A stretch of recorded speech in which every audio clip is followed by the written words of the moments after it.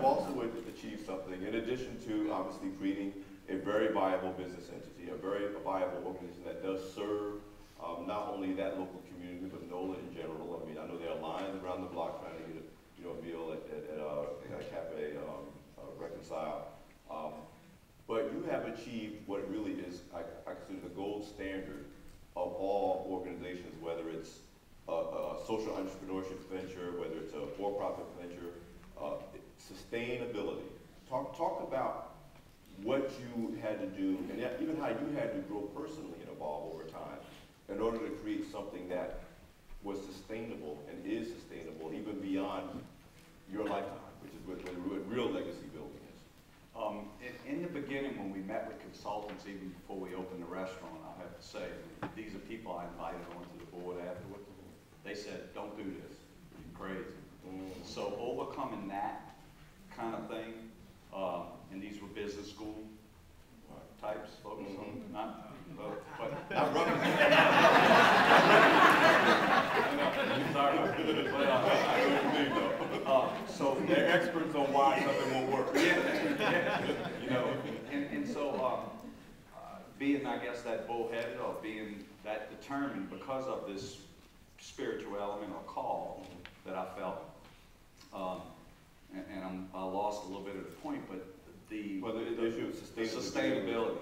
And that was always an issue when it was me running the day-to-day operations and handling all of the business and having volunteers that were doing my books and having the blessing of people like Pam Broom, who's here in the audience, to come along from academia and come in and see that this is really where the rubber was meeting the road, and to have that kind of affirmation. It was admitting where my shortcomings were mostly and knowing what I didn't know and being open about that and saying, I need this kind of help. That opened another floodgate of people who were willing to come in and help at whatever, from the bread we got every day, from the washing machines, for the dishes, to the phone. All of these people started merging, and so the sustainability turned into, now I don't have to pay the phone bill, I don't have to pay the bread bill, I don't have to pay the soap bill for the dishes. Those things were helpful, and they still are today. But I had one December, we take a break for Christmas and New Year, close the doors, and Pam and I were mulling over how we're going to just open back in January, and we knew that we were months or days away from not being able to pay the salaries that we were on. So things have come in the door, and miracles, I'll call them, happened. And I know you can't bank on that or put it in a business plan, but maintaining the flexibility and the commitment to yourself to do whatever necessary, and don't try to overgrow, and having people who understand to help you. Well, I should say, every great business plan leaves room for miracles. Every entrepreneur will tell you that. Because you have to be prepared for something that will happen just when you need it to get you through a situation that you weren't prepared for. Let's talk about Katrina. You can't talk about New Orleans without talking about Katrina, because Katrina, for those of you who haven't been to New Orleans, Katrina is not really over. It's something that is still happening as the city comes back to life, as it reinvents itself in some ways. Talk about what happened to Cafe Reconcile, and was there a point where you thought that maybe Cafe Reconcile might be a permanent casualty of Katrina? I personally delivered my wife 100 miles away, where they had electricity with my 2 young children, and talked my way into a pass to get back in the city when they were still taking people out, and met with one of my board members in person, who's now here at the Hearst Foundation, a real blessing of visionary, Mason Granger, and he and a couple others by phone and one other in person, we met at Channel 6, and I just had already gone to the building and looked at it and assessed it and said, we had some wind-driven rain damages, but I only lost 2 panels of glass. Oh, wow. Physically, I had a lot of other internal damage from the rain coming in, but said with, you know, in 7 days, after 7 days, 7 days after the storm said, we just have to get it open. And so again, it was like when I first was commissioned by Father Harry and Tim to say, go do this ministry. They said again, go get it open. And within, as soon as the city water was certified, we were open. That was like 5 weeks. Wow. So we were serving people with I had 2 volunteers and myself making big batches of food and serving. And I said it was more like a psych unit triage or mass unit for a long time. And so when people would come back to the city, we reestablished ourselves in an even bigger way. And so I think that personal resolve, or that personal just like, I have to do something and get in there, I'm a doer. So implementation is, you know, you just have to stay light on your feet, figure out what you have to do today and do it. But so to become what happened in the community, you know, my staff started showing back up, some of the kids started showing back up, and if they came back just to see and visit, I put them to work because they didn't have enough money to get back out of town or go where they had to go. So it was very loose and wild, you know. The streetlights didn't work for, you know, months and months and months. So, but again, reestablishing ourselves in the hearts of the people who did come back. We were one of the first 12, there were only 12 restaurants open in the whole city out of 1,800 restaurants. Social entrepreneurship is not the kind of thing you can do without rolling up your sleeves and getting in there with the people that you serve. Would you agree with that? 100,000%. So I'm gonna take you back again to the beginning, and then I'm gonna fast forward you so you can tell the audience where you are now and where Cafe Reconcile is heading. You talked about in the beginning having to, you know, to negotiate with, you know, if you bought a building in that neighborhood and they didn't like what you were going to do with that building, they burn it down, they destroy it. In order to maintain the drug dealers and other, to maintain control of the enterprises, the social enterprises they were running. Yeah, absolutely. So talk about, again, how you go into this neighborhood that many people, including your friends and family, like you're even trained to even spending time there, much less trying to create something there. Talk about what you had to be able to do to gain trust and cooperation. Even though my mom has 10 kids, when she first heard that we were going in the community, her and my sister, who I have one sister who's married to my brother-in-law, who's the attorney who gave us the money to buy the building in the beginning, they got wind of it, and so they went ride down there because he was, you know, telling them about what we were going to do. And they were like, oh no, you crazy, you can't go down there. So that's the hardest thing, to overcome your mama's. So after that, I say, you know, after Katrina, it was like a veil was pulled off the city and a lot of issues that existed. That had already existed. Yeah, and that's exactly the community we went into when we decided to do this ministry.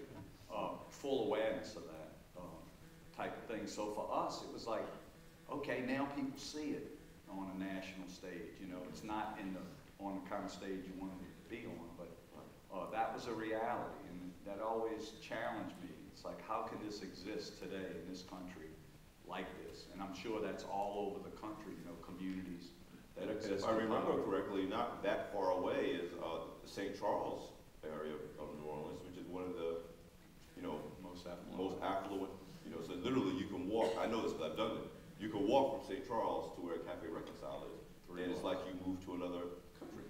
Absolutely, and that, one of the things that, you know, touched me in my life, I went on a mission trip early on to Jamaica, and we met with a nun, and she took us to a city dump where 5,000 people were living. And that made a big impression. When I came back, the world didn't look the same. So that was a early 90s sort of epiphany for me. And then when I experienced it in my own hometown, which I had driven by or looked the other way for so long, you know, I couldn't do that anymore. So, talk to me about Cafe Reconcile and the other ventures. I know we focus a lot on the restaurant, but there are other things that you're doing to kind of extend and to diversify the basic mission of Cafe Reconcile. We bought that 5-story building, and it was a beautiful turn-of-the-century building. And in 2003, we realized we were so overwhelmed with kids because they realized that this is a place where they could get the kind of help they need to make a change in their life. So we became overwhelmed with the amount of kids seeking out help, and we just started dreaming about, and we learned that we could do other things for them or connect them to other people for the kind of help they needed. So we started thinking about this holistic training center. And that meant we'll renovate the building and create space for other like-minded people to come in and share their resources with the community. So we started dreaming through that, and I knew as a past experience as a catering salesperson at a big hotel that the revenue generation was in those catering. So we said we're going to put a catering hall on the 2nd floor, we're going to put a business incubator on another floor, a family learning center on another floor, and then we were going to have a community of servant type people living in the building. That has the servant piece has changed a little bit, but we'll have to have office space and some of that for our new venture, which is to go and help others like you who are dreaming how to go through some of these transitions, but hopefully not banging your head against the rock too long. The Reconciliation Institute. So Don, myself, and Pam, and a couple other folks are launching that right now. But the process of we started collecting money in 2003. I was pigeonholing whatever I could, and then after when the storm came, it sort of washed all those dreams through some kind of spin cycle.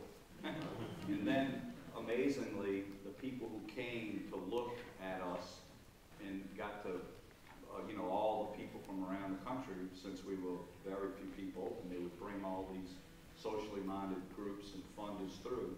So we were able to amass all the money through different resources, the Emerald Gas Foundation, Shell Oil, Credit Suisse, a lot of benevolent folks to come and buy into the dream again. So on Monday, Pam signed some papers, and on this next Monday, the tax credit closing will happen for our almost $4 million in construction and almost $5 million total capital project that'll happen in the next.